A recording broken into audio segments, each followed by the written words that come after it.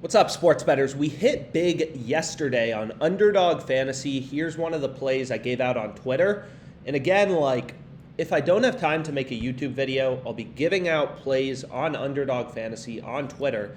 And the way this platform works is you basically just want to place 3-pick and 5-pick entries. This was actually an accident. I did not mean to place a 2-pick entry. You'll notice I'm basically always playing 3-pick and 5-pick entries on Underdog Fantasy, and the reason is because you're getting the best implied odds at minus 122.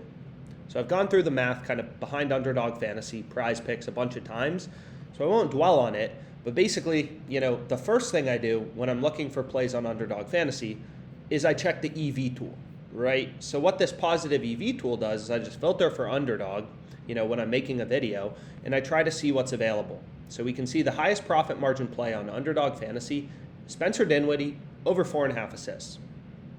First play I went with. Why do we like it? Again, when you're betting on Underdog, you should assume you're getting minus 122 juice. So I took Dinwiddie over 4.5 assists at minus 122 odds. You can see Pinnacle, sharpest bookmaker in the world, they have this minus 161. DraftKings, minus 150. FanDuel, minus 138. Caesars, minus 151. Betway and Unibet, roughly minus 132. So you look across the market, every sportsbook sets lines independently, and we're coming to the conclusion that, according to the market consensus, there's a little bit of disagreement between sportsbooks, right, ranging from minus 132 to minus 161, but there's pretty clear value, enough to have a positive profit margin, an edge as it's called, taking Dinwiddie over 4.5 assists at minus 122. So that's the first play I locked in. And again, this EV tool isn't fancy, which is actually very beautiful because there's no BS. No BS. All it does is it takes these tens of thousands of odds on Underdog Fantasy, scans what sports books have the exact same line, and shows you where you're getting value at minus 122.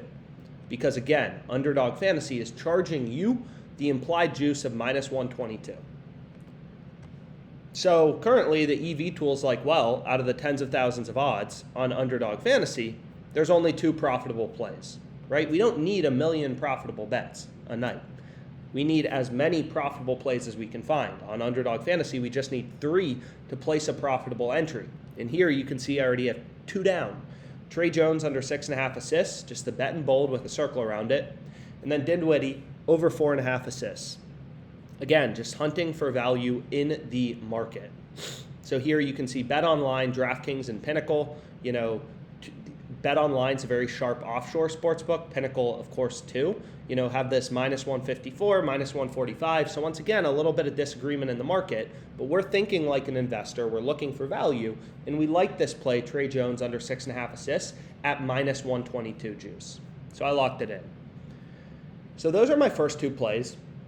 And again, that's not the only way that you can find good bets on Underdog.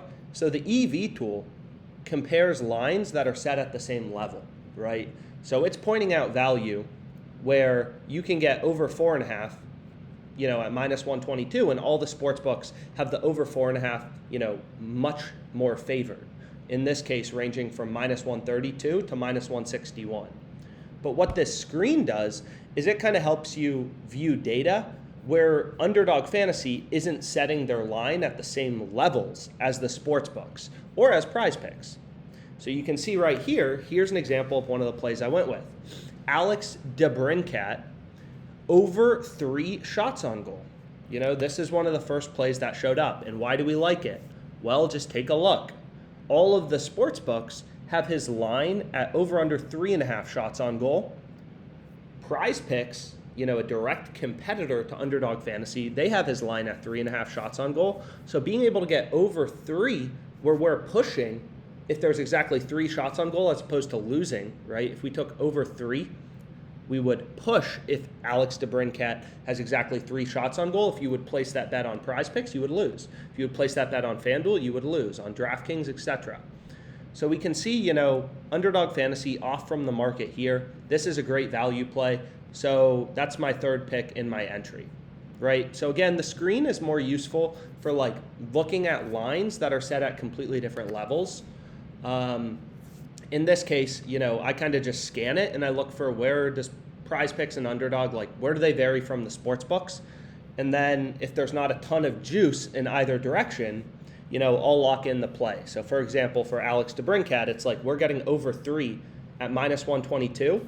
Most of the sports books, right, they have the under 3.5 shots on goal favored, but not by much, right? Pinnacle, this is the odds jam column on our website, right? This is the exact same as Pinnacle. The odds are literally the same.